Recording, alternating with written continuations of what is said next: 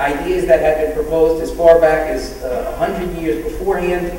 And beginning in the 1980s, these measures included more sophisticated leak detection efforts, implementation of local law requiring water-conserving toilets and shower heads, and finally the city began a long-term plan to place water meters in individual homes and apartments.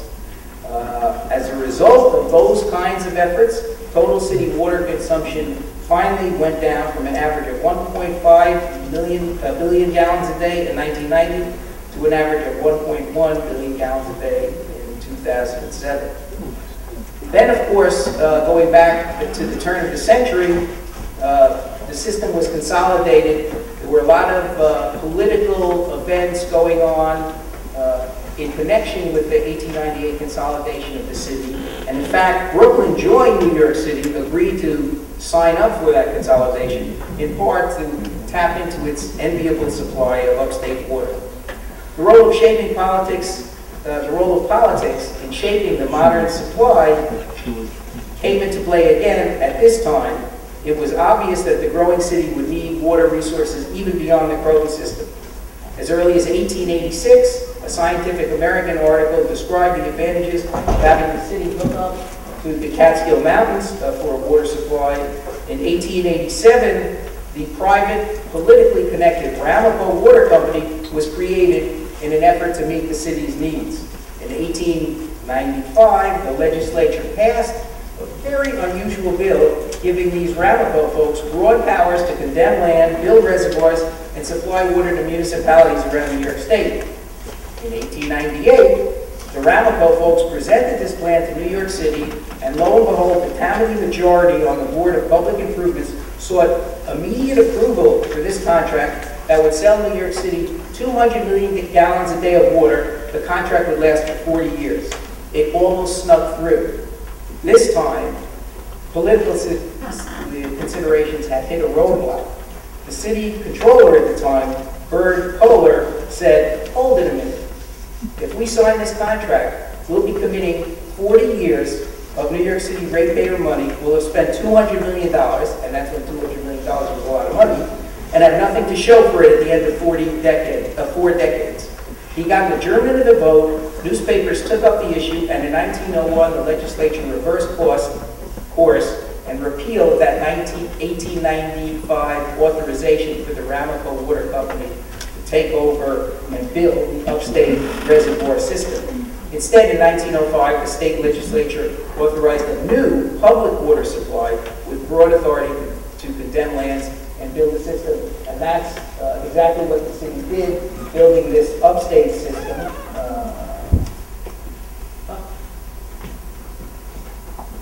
Throughout a 3,000 square mile, 1 million acre watershed lands. But the Ramapo folks continued to pursue their goals, sued the city, and as late as 1915 had sought the United States Supreme Court to enjoin the building of the Ashokan Reservoir, the first of our upstate reservoirs, claiming that the city had violated the Ramapo Company's franchise rights. So once again, politics was playing a dominant role in shaping the system of New York City's water supply.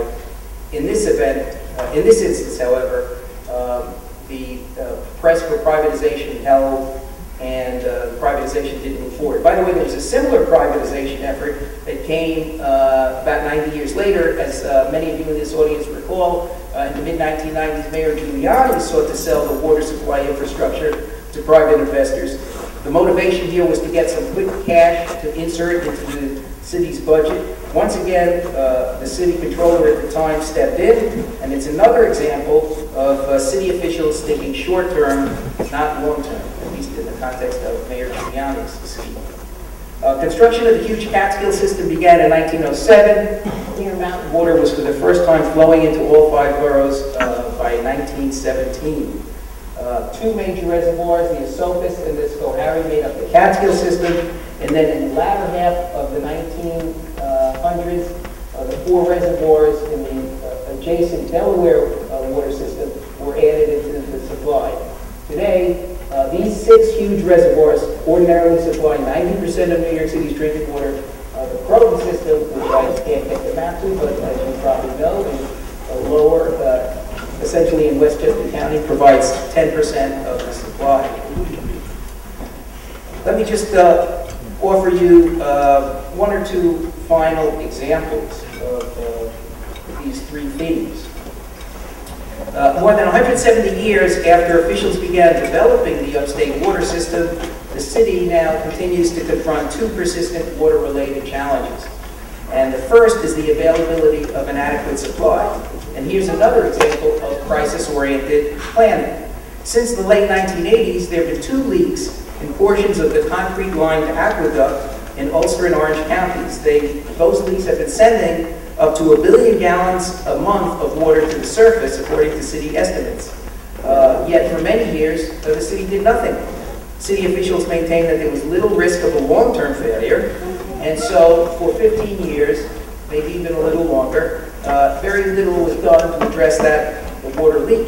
However, as you can see, if this Delaware aqueduct goes out, if there's a catastrophic failure of that system, New York City would immediately lose 50% of its drinking water supply, causing, shall we say, mild disruptions in the life of 8.5 million New Yorkers. Finally, with concerns growing, the city began contingency planning and preparatory work for that aqueduct repair in 2004, but significant for current purposes, until the problem reached almost a crisis pitch in terms of planning, very little had been done. The final issue confronting the city's supply in the future is that of purity, and it provides a final example of the role of politics in crisis-oriented decision-making. Historically, drinking